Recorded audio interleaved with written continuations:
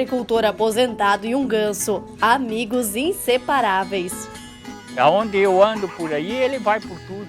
Ando de tobata, assim, ele vai, acompanha tudo, até lá no fundo do terreno.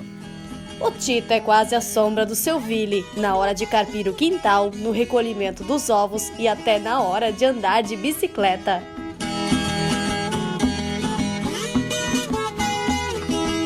Olá, seja muito bem-vindo a mais um Vale Agrícola, um programa de agricultor para agricultor. E nesta edição, também é destaque.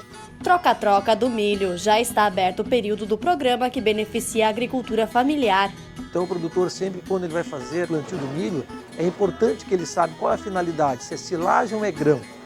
Tem a propriedade modelo no sistema de plantio direto da cebola. O uso de coberturas mantém o solo sempre protegido. A partir do terceiro, quarto ano, aí sim, aí que a gente viu que o caminho era esse a ser seguido, né? E tem a segunda reportagem da Missão Holanda. Vamos falar dos bulbinhos, uma das principais estratégias de mercado do país europeu. So you have a short time of growing, then we are very close on the growing season for diseases. E tem ainda a tecnologia. 100% do processo, desde a semeadura até a colheita, é mecanizado.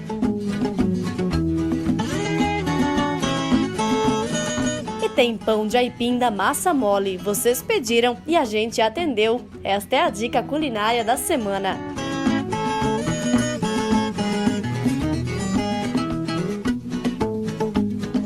E o chimarrão já está pronto?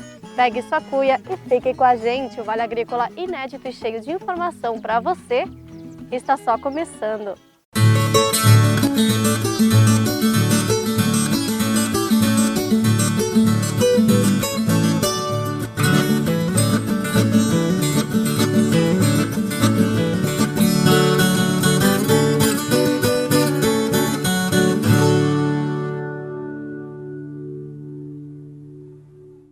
Já está quase na hora de começar a semear o milho. Em Santa Catarina, os agricultores têm um incentivo. É o programa Troca-Troca do governo do estado. A produção de milho tem grande destaque entre as atividades agrícolas no estado de Santa Catarina. Prova disso foi a boa colheita na última safra. Um número maior em relação à safra anterior, por exemplo. De 2,46 milhões de toneladas em 2018 para 2,75 milhões de toneladas neste ano. Em conjunto, para obter um ótimo resultado em outras produções, também é necessário o milho, principalmente no inverno. E ela passa a ter uma importância muito maior quando a gente passa por momentos como estamos vivendo agora, que é um inverno relativamente rigoroso, onde as propriedades tem falta de alimentação para a sua propriedade. Os produtores de leite, produtores de gado de corte, ou mesmo produtor de suinocultura e de aves, vê a necessidade de ter esse produto disponível na sua propriedade, onde fazer aquisição muitas vezes se torna inviável. O produtor muitas vezes questiona quanto ao custo de produção do milho, porém o custo de compra desse produto ele é muito maior. Então sempre é vantajoso que o produtor plante o milho. Santa Catarina é o maior importador de milho do Brasil. Com um consumo anual de 7 milhões de toneladas do grão, o estado traz cerca de 4 milhões de toneladas do Mato Grosso, Goiás e Mato Grosso do Sul e do Paraguai. A escolha desse material é essencial para obter o sucesso das produções, tanto em propriedades onde existem grande uso de tecnologias ou em propriedades com trabalhos manuais. Então, existem híbridos que se adaptam de forma adequada para cada uma dessas situações, bem como também as épocas de plantio. Então, o produtor sempre, quando ele vai fazer o plantio do milho, é importante que ele saiba qual é a finalidade, se é silagem ou é grão. Né? Se ele vai plantar, qual é a época, é os primeiros plantios após o inverno ou lá numa safrinha. Né? Como é o solo dele, é um solo de alta fertilidade ou um solo de média fertilidade, porque isso vai influenciar diretamente no retorno da sua produção. Em Santa Catarina, os agricultores podem contar com o programa Terra Boa, resultado de um convênio firmado entre a Secretaria de Estado da Agricultura e da Pesca e a Federação das Cooperativas Agropecuárias do Estado de Santa Catarina, a FECOAGRO. Neste ano, o investimento do governo do estado no programa será de R$ 47 milhões. Só nas sementes de milho, o governo deve apoiar a compra de cerca de 200 mil sacas. Como funciona o troca-troca de sementes de milho, né? O produtor ele vai até a Ipagre, né? Ele tem que ter a DAP, que eles exigem lá. Aí com essa DAP ele consegue retirar uma aérea com 5 bolsas de semente de milho, né? Aí ele pega essa ordem do troca-troca lá na Ipagre e vem até aqui a Cravil, cooperativa. Na cooperativa, o agricultor pode escolher a variedade de sementes. Para silagem, para grão, né? Aí dependendo do preço, ele consegue o desconto, que é o abatimento. Então ele consegue desde R$40 de desconto até 70, 110, né? Dependendo da variedade. Quanto mais alta a tecnologia, mais ele consegue o desconto, né? Nesta cooperativa ainda há prazos especiais para o pagamento das sementes, uma forma a mais de incentivar o plantio. Ele tem esse prazo de pagamento, né, que ele retira a semente agora, né, faz o plantio todo, colhe a safra e o pagamento ele é efetuado só dia 30/4/2020, com o desconto. A Expo Inter, realizada em Esteio, no Rio Grande do Sul, é uma das principais feiras do agronegócio da América Latina. Traz novidades em diversos segmentos, inclusive nos grãos. A Embrapa acaba de lançar uma variedade de milho que pode substituir o trigo na fabricação da farinha. O milho BRS 015 farináceo branco, desenvolvido pela Embrapa, tem potencial para panificação com foco em públicos com restrição de consumo de glúten, uma vez que grãos de milho não contêm essa substância. A variedade apresenta farinha de menor granulometria, ou seja, mais fina, do que as obtidas a partir de variedades tradicionais de milho. O melhor desempenho em moagem em comparação a essas variedades também pode resultar em rendimento de extração de amido de 40%, o que ajuda a dar estrutura e deixar as massas mais macias. Outro destaque é a cor do grão, que mesmo integral gera uma farinha branca. Isso, somado à baixa granulometria, resulta em pães e biscoitos similares aos obtidos a partir do trigo. O sistema de plantio direto de hortaliças é uma alternativa para quem quer causar menor impacto ambiental. Com cobertura de solo, ele fica bem mais protegido. Tem uma propriedade modelo neste assunto que fica em Alfredo Wagner. A produção de hortaliças costuma ser uma atividade com intensa mecanização, revolvimento de solo e utilização crescente de insumos. Ao longo dos anos, essa prática gera erosão, baixa fertilidade do solo e maior custo de produção. O SPDH, ou Sistema de Plantio Direto de Hortaliças, oferece técnicas para tornar a olericultura mais sustentável. O sistema se baseia no mínimo revolvimento do solo, na rotação de culturas e cobertura permanente do solo. No município de Alfredo Wagner, Valdemar da Silva, produtor de cebola, implantou o sistema há aproximadamente 20 anos. A Ipagre chegou na propriedade do Valdemar lá nos anos 90 através do Microbacias 1, né? E foi quando começou esse trabalho com plantas de cobertura com o Valdemar. E o Valdemar abraçou essa causa de plantas de cobertura e tal, fato tão relevante que hoje ele tem áreas aqui com mais de 20 anos sem uso de arado, de grade, ou seja, sem revolvimento nenhum do solo. O começo para nós foi muito difícil, assim, ó. Nós tínhamos um terreno muito degradado, então a gente criou uma certa resistência para começar. Mas depois que nós começamos, a partir do terceiro, quarto ano, aí sim, aí que a gente viu que o caminho era esse a ser seguido, né? Teve uma grande melhora na produtividade e, consequência disso, melhorou até a nossa qualidade de vida e tudo, né? Valdemar conta como sua produtividade aumentou depois de implantar o SPDH em sua propriedade. O resultado foi muito bom, né? Nós estávamos com o terreno muito degradado, nossa matéria orgânica era 0,6%, hoje atualmente nós estamos trabalhando de 2,5% a 3,5% de matéria orgânica, então o resultado do PSDH foi muito importante para nós.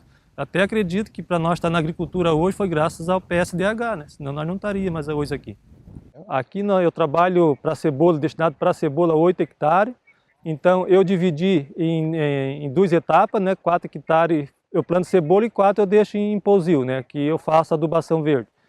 Então aqui nessa área eu tinha cebola, aí após cebola eu fiz o capim-sudão, depois do capim-sudão agora já tem o azevém semeado, depois em outubro ali, novembro, crotalária, e depois lá para meado de abril aveia. Então sim, aí cebola.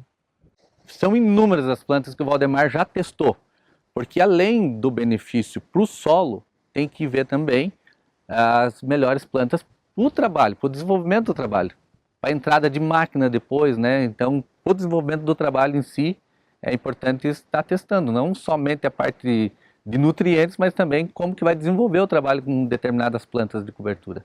Vocês podem observar a declividade que tem nessa lavoura aqui, né? Então, a gente já passou por tempos, aí, anos que deu um acumulado de 700 milímetros de chuva no mês de setembro, outubro, e que não mexeu nada com o solo, não arrastou nutrientes, não levou nutrientes embora, e proporciona também a melhor qualidade desse solo, né? Então, a importância é muito grande de manter o solo sempre coberto.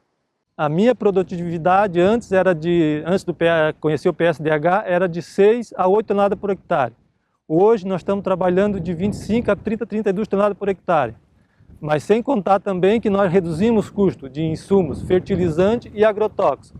Então, podemos aumentar a produtividade, mas ao mesmo tempo diminuir os custos e os insumos.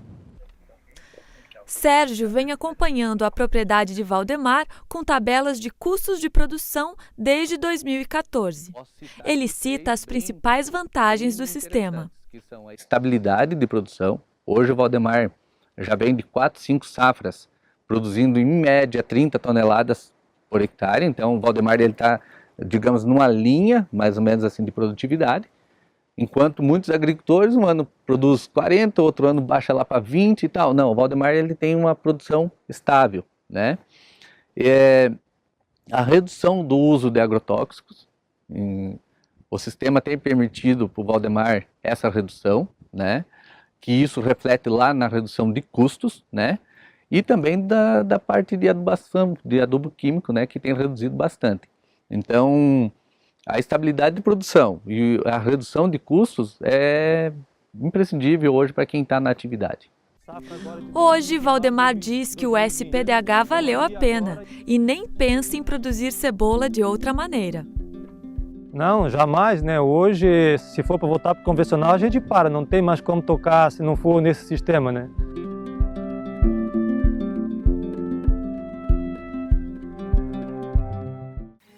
E no próximo bloco a gente continua falando de cebola.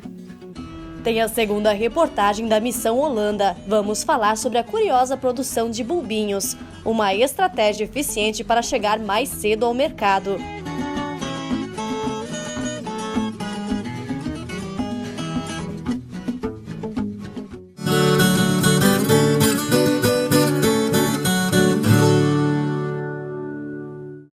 Desde muito cedo, diariamente, a fartura que chega à nossa mesa é o resultado de uma perfeita combinação. O trabalho do homem do campo e a excelência em nutrição animal das rações Cravil. Produtos desenvolvidos com ingredientes selecionados do campo, alta tecnologia e experiência de mais de 40 anos de quem se preocupa com o resultado final. Um plantel produtivo e saudável. Rações Cravil. Tecnologia conquistando resultados.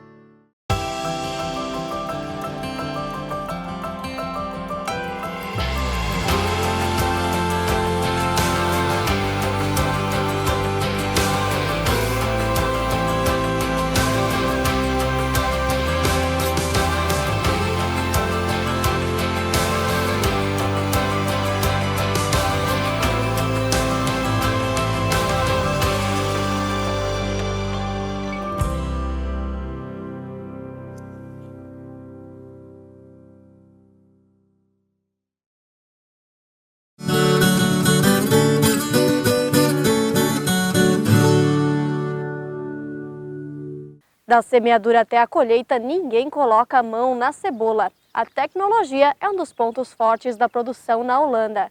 Na segunda reportagem da série, nós visitamos fábricas de maquinários. Você vai saber também como funciona o sistema de produção dos bulbinhos.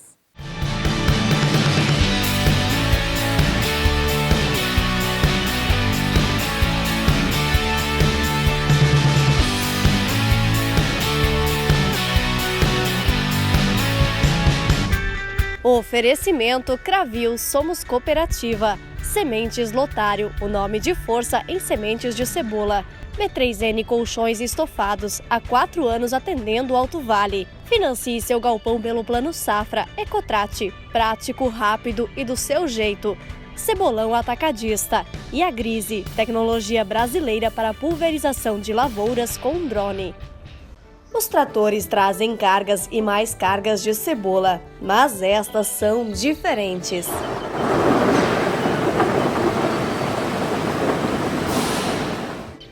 Os bulbinhos são um dos principais trunfos da Holanda quando se fala de produção de cebola. Permite colher mais cedo e assim faz com que a cebola também chegue mais cedo ao mercado. So you can be really early on the market. After earlier, we can close the gap between really early seeding onions and storage. So that's a positive gap. Para entender como funciona o sistema, vamos começar do início. Em abril ou maio, os agricultores plantam as sementes na lavoura com um diferencial: alta concentração. São semeadas 22 milhões de sementes por hectare, que geram uma população final de cerca de 16 milhões de plantas. And then we have a very short window of growing time. So normally the first year set production is around 100 days. So you have a short time of growing. Then we are very close on the growing season for diseases. Nestes 100 dias, as cebolas ainda estão na metade do estágio de crescimento. Os bulbinhos são trazidos para o galpão, onde passam por um processo de seleção e secagem. And then we have to dry them in 1 week. We do that with one of the biggest air condense systems. So we create heat and cold without any gas. In that way we always are in control of our drying period. A empresa tem capacidade de armazenar 15 mil toneladas de bulbinhos. Os mini-bulbos chegam a ficar armazenados nestes galpões por até 8 meses. O segredo está além da temperatura, no formato dos caixotes. Os bins de armazenagem têm esta tela no fundo para facilitar a entrada de ar. As caixas também têm rastreabilidade, com o código de cada agricultor e lavoura. Os bulbinhos produzidos na Holanda são exportados para o mundo inteiro. We sell to 52 countries worldwide, but in bigger amounts and also a little bit in smaller amounts. Also a lot for supermarkets, so small packages that people will sell, buy in the supermarket and grow on their own dacha. Para os agricultores, os bulbinhos fazem parte da estratégia de mercado. Como são armazenados de um ano para o outro, no começo da safra, ao invés de plantar as sementes, já é plantado o bulbo em início de formação. É isso que faz as cebolas chegarem antes ao mercado. Outro ponto positivo é em caso de doenças de solo ou granizo, por exemplo. É possível começar uma lavoura nova com bulbos adiantados. Sometimes there are some soil-borne diseases that in some soils, the onions can grow a little less, but plant onions can grow very well. Dry matter is also very important because second year sets, so onions grown from first year sets, the dry matter is higher. So in the processing, you get a better result from the kilograms you put in. Os bulbinhos são plantados com o uso da tecnologia, assim como todo o processo de produção. Esta é uma das empresas, especialista em pequenas sementes, como cebola, cenoura e beterraba. About 5 kilos. Quem conta mais é Suiane Cachoeira.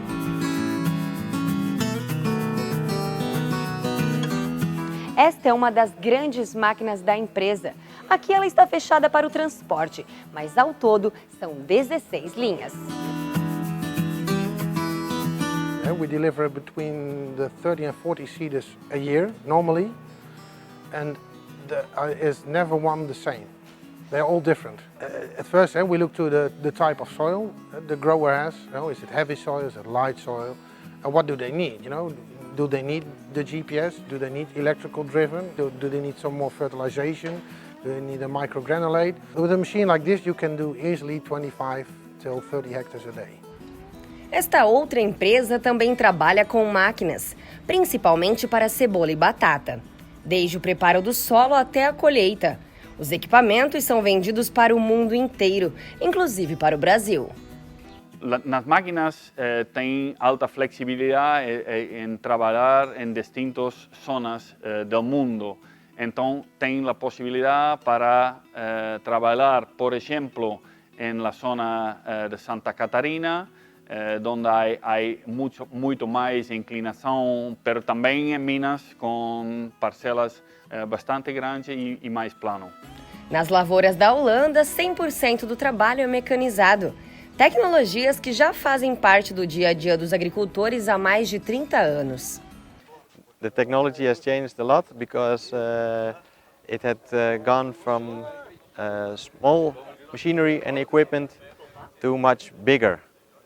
And also we make better quality these days and also a higher production per hectare. Maquinário que reduz a mão de obra. I work here most of part of the year only with my brother, but only in the harvest time we need some other people to drive the tractors and bring the crop to the farm. On the most is that 3 people extra. Desde a pesquisa na Universidade de Wageningen, que nós mostramos na primeira reportagem da série, até as lavouras e fábricas de maquinários, tudo é pensado para aumentar a qualidade dos bulbos e reduzir os custos. I think the Dutch already understood a long time ago that it's crucial to have the knowledge and to be one of the first to develop new measures to counter new developments which are coming towards the farmers. So that means that they call it polderen, but we stick our heads together and we are thinking about how to tackle difficult issues.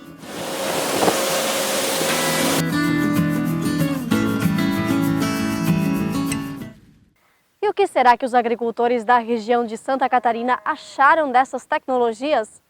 Olha aí.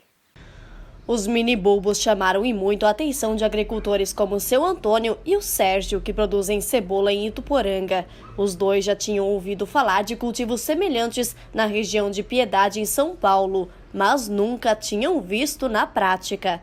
A única maneira de antecipar é ganhar tempo. Plantando cebola é com bulbinho, e eu vejo hoje uma das maneiras de mecanizar o plantio com ela, né? Um ganho de tempo que você vai ter, vai colher com 2 meses a menos de lavoura em campo, né? Mas se os bulbinhos impressionaram, na prática não são tão viáveis para o sul do Brasil. Sistema de produção que praticamente desapareceu no Brasil, era feito na região de São Paulo, Piedade, alguma coisa na região de Monte Alta, mas pelo sistema adotado atualmente, semeadura direta na região de São Paulo, Minas, Brasília, isso praticamente desapareceu. E até porque o sistema de semeadura direta lá é muito mais eficiente, muito mais produtivo, mais rentável, né, do que o sistema bulbinho. No sul do Brasil não se pratica isso, nunca se praticou, não tem viabilidade econômica também pelo processo. E quando o assunto é tecnologia, as diferenças são gigantes. É outro mundo, né? Aí é outra realidade da nossa, porque aqui é tudo com máquinas, né? Não existe mão de obra, como se diz, né? 6 pessoas colhem 200, 300 hectares de cebola, quando que nós lá ia pensar 400, 500 pessoas para colher a mesma área, né? Imaginou, em vez de ter 30 pessoas, eu vou estar só com 2, né? Assim, para mim, é ótimo, né? Agora você imaginou no nosso Brasilzão lá, com aquele mundo de povo parado? Não que nós estamos mal, nós estamos adequados à nossa realidade. Mas é sempre importante vir, observar tecnologias novas, adaptações. Por exemplo, eu vi um colega nosso vendo uma máquina muito simples de tração humana, né, que é empurrada, que ele acha importante para pequenas áreas. Já algumas tecnologias de semeadura direta, tem máquinas interessantes, de número de linhas adequadas até para a nossa região, com uma tecnologia muito boa, e de linhas muito grandes, com rendimentos até de 35 hectares semeados por dia, que não é a nossa realidade, mas sim, talvez Brasília, Minas Gerais, essas grandes áreas, que 300, 400 hectares, que realmente essas máquinas até caberiam. Enquanto na Holanda 100% das lavouras são feitas com semeadura direta, em terras catarinenses, por exemplo, os agricultores voltaram atrás nos últimos anos, preferindo o transplante manual. O principal motivo é a dificuldade de formar o estande inicial. Dificuldade de você estabelecer lá 300, 400, 500 mil plantas por hectare, em virtude de clima, né? Principalmente quando você semeia, de repente você tem uma chuva intensa, tu acaba perdendo o estande. Outra coisa importante a relatar também é que tem problemas de controle de invasoras, que é um dos maiores desafios. O solo fica muito exposto, algumas invasoras são muito competitivas na fase inicial, diríamos até a terceira, quarta folha, por isso que há uma volta ao sistema convencional. Quando o assunto é colheita, o principal desafio brasileiro, segundo o engenheiro agrônomo, é que as lavouras sejam plantadas para colher com máquinas, com molchões mais altos. Já existem máquinas no mercado, mas por enquanto em pequena escala. Ainda o sistema convencional do arranquio manual ainda vai predominar por mais um tempo.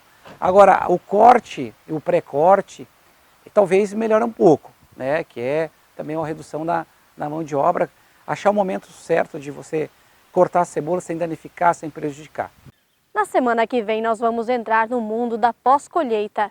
Na Holanda os bulbos chegam a ficar armazenados por até 1 ano. Nós vamos mostrar qual é o sistema utilizado e falar também da exportação. Quais são as vantagens deste país pequeno, mas gigante no mercado mundial da hortaliça. E no próximo bloco a linda amizade do seu Willy e do ganso Tito.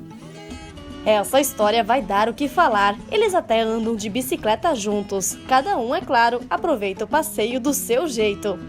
E tem receita de pão de aipim da massa mole. Poucos ingredientes, não precisa sovar e fica delicioso. Daqui a pouco estaremos de volta.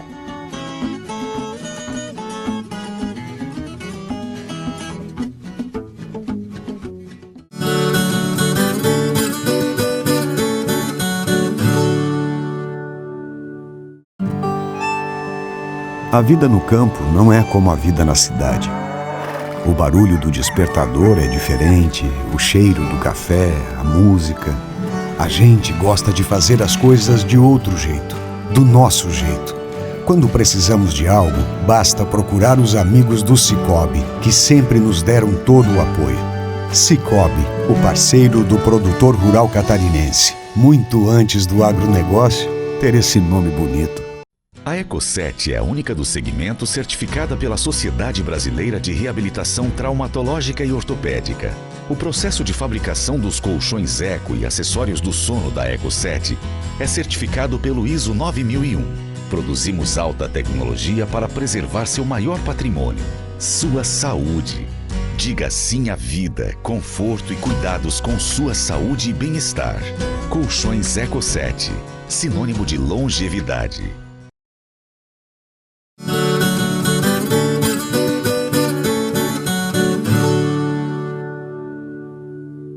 Essa história vai ser para derreter o coração. De um lado, o seu Willy, agricultor aposentado. De outro, um ganso com tanta personalidade que até escolheu seu dono.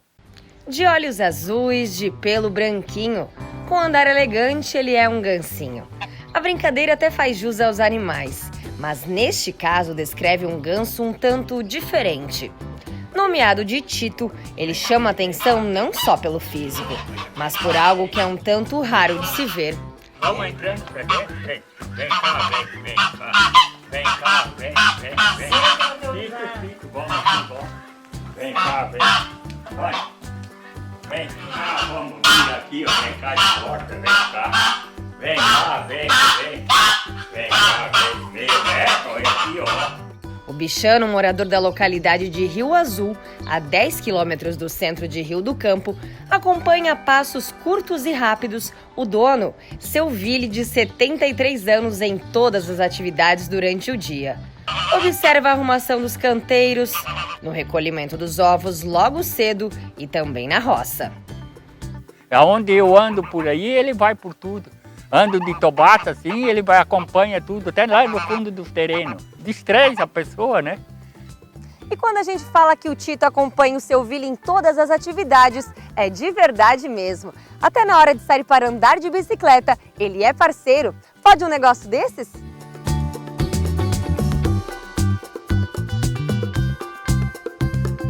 alguns anos, o Tito conseguia acompanhar voando, mas a idade e os quilos a mais dificultaram a missão.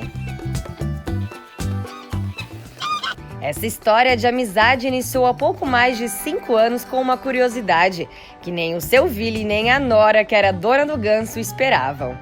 Nós tínhamos um vizinho que ele tinha um ganso. E daí ele sempre andava atrás dele na roça. E a mãe tinha filhote, eu pensei, eu vou pegar um e vou criar para mim mesmo, para ele andar atrás de mim. Aí ele era bem pequenininho, tinha uma caixinha dentro de casa, eu botava ele debaixo da mesa, ele fazia as porquices dele, mas eu limpava, sabe? E ele foi crescendo e ele foi me abandonando, sabe? Dizem que os animais sempre escolhem alguém para ser seu líder, não é? Por aqui o escolhido foi o seu Vili. Eu acho que é por causa da cor do cabelo. Que é parecido com a pena dele, sabe? Ele foi assim, carinhoso com ele, mas é só com ele também. É só com ele? É só com ele. Com nós, se ele puder ainda grudar, ele gruda. Beliscar. Além da amizade, o ganso ainda protege o dono.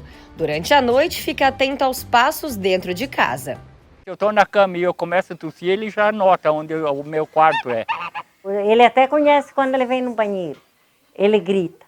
Já sabe. Ele é assim que ele quer chamar, né? Enquanto alguns procuram ter cachorros de estimação para cuidar e proteger a casa, seu Vili prefere o ganso. Ele recebe as visitas e também fica de olho em qualquer movimento suspeito. Hoje, né? Ó, né? Tem gente aqui, né? Meu, ele quer, né?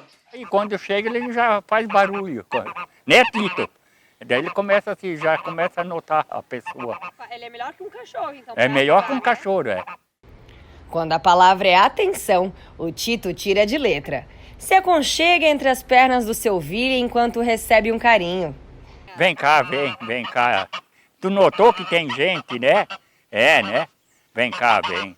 É o tempo dele, quando ele quer, ele faz. E se não quer, né? Olha aqui, ó. Vem cá, vem, olha o carinho, né? Vem cá, vem. Olha aqui, ó, ponto. Vamos, olha aí, ponto, né? Ó. Olha aí, ó, né? Ó. Agora tu quer uma amizadinha, né? Uma amizade bonita, que os animais eles sempre escolhem uma pessoa para que eles têm mais afinidade ou que eles se identificam para seguir, né? Como em toda relação, também há altos e baixos e os mais variados humores. O Tito também é assim, até ciúme sente do dono. Quer ver se tá limpando o peixe. Ele toca todos os gatos embora daqui. Tem dia que ele é bonzinho, mas tem dia que não. Que ele é meio brabinho. Fica ali nas beiras do quintal falando, gritando, e daí ele quer que fala com ele. Ai, se falar no dia em que o Tito faltar. Não só o seu Vili, como toda a família. Daí é que nem morou uma pessoa, né? É que o que a gente tem amor é tudo que nem um filho, né? O senhor vai ficar triste? Eu acho que sim, né? Meio triste, né? Porque é um amigo, né? Parece um da casa, né? Faz parte da família, então. Faz parte da família, né?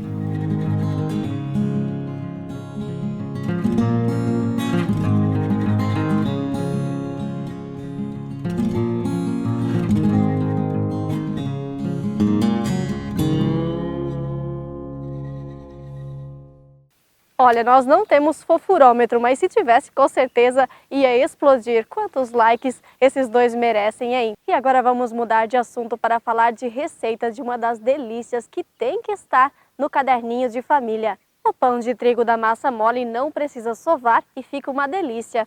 Adivinha quem vai ensinar? Na minha opinião, quem faz melhor de tudo esse pão.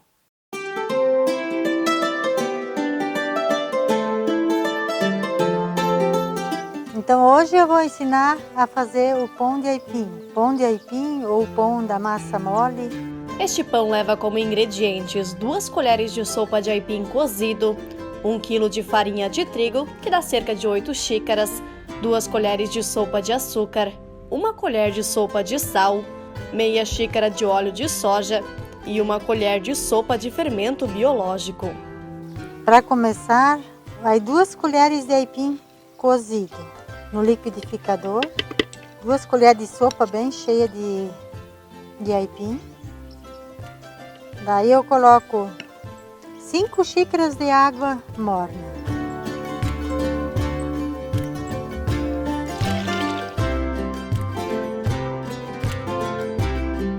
Daí eu acrescento ainda 2 colheres bem cheias de açúcar, 1 colher de sal e 1 colher de fermento. Bater bem para desmanchar, até desmanchar o aipim.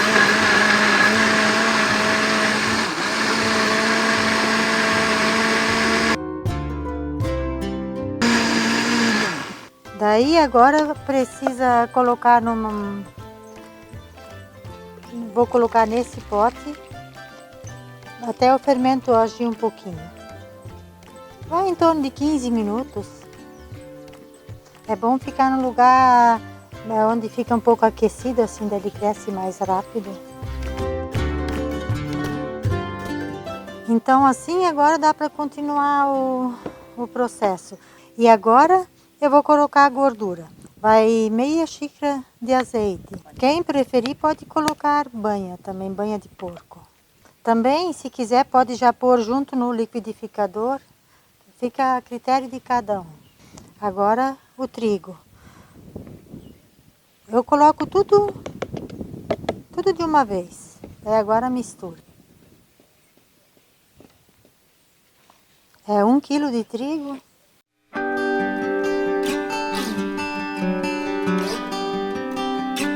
Mas a massa é mole assim mesmo. O bom desse pão é que não precisa sovar muito.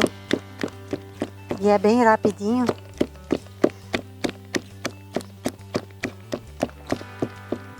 Não precisa bater muito. O importante é deixar ele crescer bem agora até pôr na forma. Deixar ele crescer, encher bem o pote, daí vai estar bom. Uma meia hora, depende do ambiente que ele está. Se não pode esfriar a massa. Ele tem que ficar morno, assim daí. Ele cresce mais rápido. O ideal é pôr atrás de um fogão a lenha, onde ele permanece quentinho. Bem, agora que a massa dobrou de tamanho, a gente vai passar para as formas. Essa massa rende 2 pães. Agora a gente espera mais um pouco para ele encher bem a forma. Eu já deixo o forno ligado em 300 graus, daí daqui a 15 minutos daí dá para pôr o pão. Agora então que o pão encheu a forma e o forno está bem quente, daí eu coloco o pão no forno. É muito importante que o forno esteja bem quente a hora que coloca o pão. Agora esperar até que o pão dê uma corzinha por cima, assim que ele fica meio escurinho, daí pode abaixar a temperatura. Até lá deixa no máximo o forninho. Abaixa para 200 graus. Então deu 30 minutos de forno, agora então tá pronto, assado.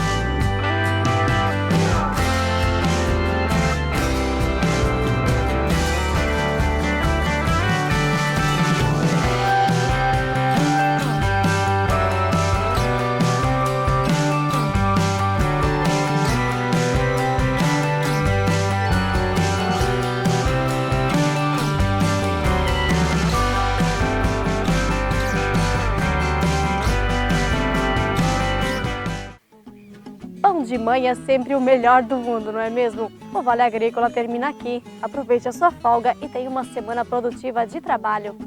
A gente se vê no sábado que vem. Até lá!